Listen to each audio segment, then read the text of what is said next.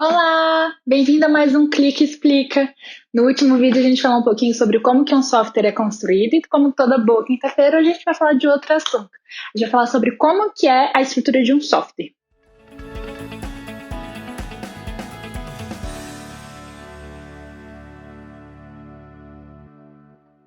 Bom, e se você recebe aquela sopa de letrinhas demandante da vaga e fica perdido, não sabe por onde começar, assiste esse vídeo até o final que você vai entender por que entender a estrutura de um software é importante. Bem, então quando a gente fala de arquitetura de um software, a gente fala sobre nada mais é do que a estrutura de um software. Então essa palavra complicada significa isso, como que um software é estruturado. E existem milhares de padrões de arquitetura de software, mas a gente vai falar de um dos principais, que se chama MVC. O que essa sigla significa, né? É M de Model, V de View e C de Controller, né? Então, o que o MVC diz? Olha, quando você vai definir a estrutura de um software tem que ter três camadas, né? E essas são as três camadas. Além disso, um software também tem um banco de dados. Mas calma, a gente vai explicar cada um desses, não desespere. Vai até o final do vídeo. Vou começar a explicar pelo view, na verdade. Então, o view, o que significa? É a camada de apresentação. É o que o usuário vê, basicamente. Então, você, enquanto usuário do e-mail, o que você vê lá? Então, você vê as cores, você vê os ícones, você vê as informações que estão ali. Aquilo é a camada de apresentação, é exatamente o que o usuário vê, certo? Depois a gente vai para o model. O que é o model?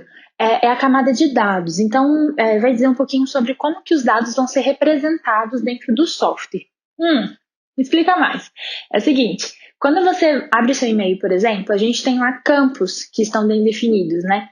Então, a gente tem o campo do remetente, que é você quando você está enviando e-mail, do destinatário, que é para quem você está mandando e-mail, o assunto, a mensagem. Então, esses campos são como se fossem formas de bolo que você coloca o ingrediente ali dentro. E aí, nesse caso, o modo é exatamente isso, é você ter uma representação dos dados bem definida ali em modelos, né? São esses padrões em que os dados vão ser organizados, vão ser representados, né?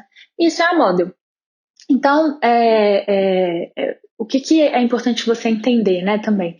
Os dados, eles vão ser colocados no sistema por você, ali naquelas representações, ou eles vão vir do banco de dados, né? Então, a model é exatamente essa camada que vai fazer essa conexão com o banco de dados, né? O famoso banco de dados, que às vezes a gente, o banco de dados é tal. Então, é exatamente a camada model que vai fazer essa conexão. A informação também pode vir de um outro sistema, né? Como naquele vídeo anterior que eu comentei sobre uma loja de roupas. Então, para você vender uma roupa, um sistema que vende roupa, às vezes você tem um outro sistema que controla o estoque. Então, para você saber se tem aquela roupa para vender ou não, tem um outro sistema que diz se tem aquela roupa no estoque ou não, né? Então, por isso é importante ter essas conexões funcionando, e a model vai atuar justamente nessa representação dos dados, em deixar isso padronizado. E aí a gente tem a terceira camada, que é a controller, que é a chamada camada de controle ou camada de intermediário. Por que é intermediário? É justamente por fazer essa ponte entre a view e entre a model, né? Então, entre a camada do usuário e essa camada que representa os dados. Então, vou te dar um exemplo simples. É como se fosse assim, a controller é como se ela fosse um garçom que pega ali do usuário, do cliente, um determinado pedido, né? Então, eu quero enviar esse e-mail. Então, eu aperto no botão de enviar o e-mail, né? Então, eu tenho o pedido ali do usuário e eu vou fazer isso ser possível dentro daquela funcionalidade. Então, eu vou controlar quais vão ser as áreas daquela funcionalidade que vão ser ativadas para poder fazer aquele pedido do usuário acontecer. Então, é como se fosse um garçom que pega o pedido, leva na cozinha, ali na model, né? E aí traz de volta com aquilo feito.